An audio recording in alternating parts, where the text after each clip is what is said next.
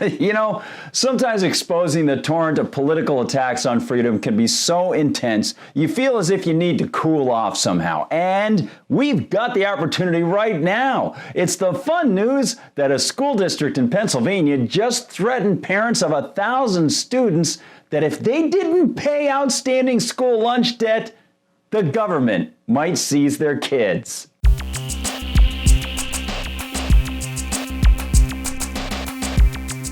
Hi everyone, I'm Gardner Goldsmith for MRCTV, and thanks to one of you, our brain trust, contacting Eric Shiner, we have this story to send out to everybody. A Luzerne County school district is getting a lot of flack tonight regarding a letter sent to parents. The letter demands they pay delinquent lunch bills for their children or face the risk of having their children placed in foster care. And some of that flack is coming from Luzerne County officials. The Associated Press, which reports you can be sent to dependency court for neglecting your child's right to food. The result may be your child may be taken from your home and placed in foster care. How justified could this be given the limited information that the school district officials have? And then I think we can open up a larger door on the concepts of dependency, on the manner in which the state completely disregards individual rights, and other big things. First, let's look at the particulars. The district says that it is trying to collect more than $20,000 and that other methods to get parents to pay have not been successful. 4 parents owe at least $450 apiece. But do they owe?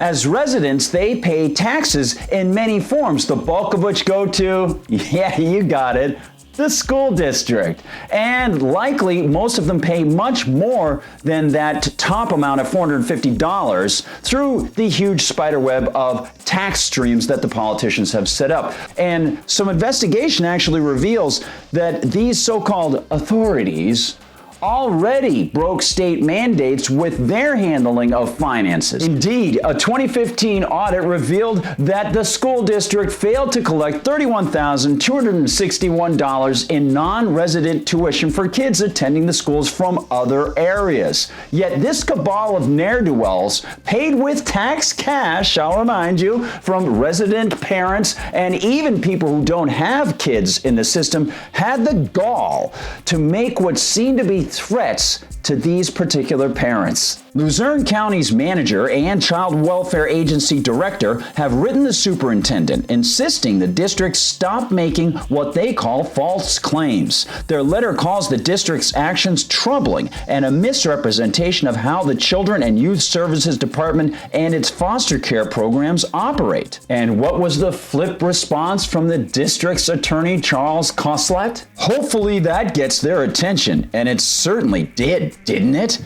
I mean, if you think about it, you're here this morning talking to reporters because some parents cried foul because he or she doesn't want to pay a debt attributed to feeding their kids. How shameful, Koslett told WYOU-TV. Nah, nothing but class from the attorney.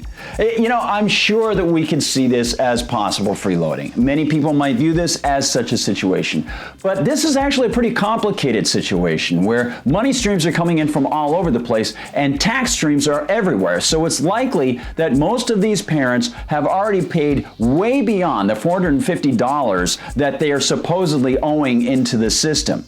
And of course, one doubts that Mr. Koslett works pro bono for the district. So he benefits from the tax system that's hired him to defend the government and go after the very folks he's going after right now. To so flagrantly disregard the horror that parents can feel receiving a letter like this is a real dark indicator of how little the people associated with this school district respect the taxpayers.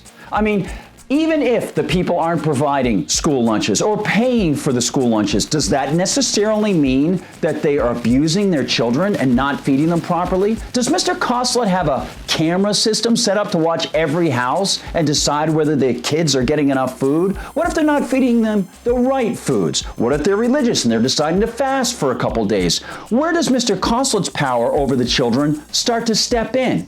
And parents don't have any power over the children. This happens to be the school system where in 2016,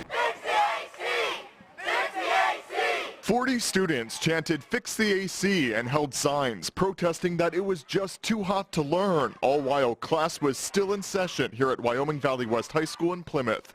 Right now, it is way too hot in the school. It went from 98 to 110 degrees inside classrooms. How many would like to bet that Mr. Costas' law offices are air-conditioned, or that the offices of the administration are air-conditioned, and that would include the offices of the superintendent, Irv de Ramir, who earns a six-figure salary?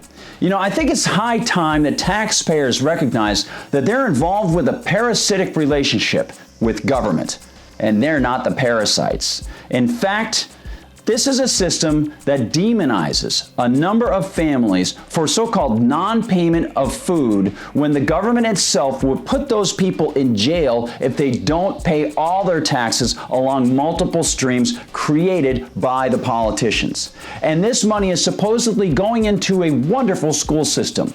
Well, as the Cato Institute has indicated, public school costs go up and up and up, and performance doesn't do any better. In fact, public schools routinely get outperformed by homeschoolers who operate at a fraction of the cost. Gee, do you think the school administration will send out letters to parents about that? I doubt it. Hey, thanks so much for watching. Don't forget to like and subscribe. For MRCTV, I'm Gardner Goldsmith.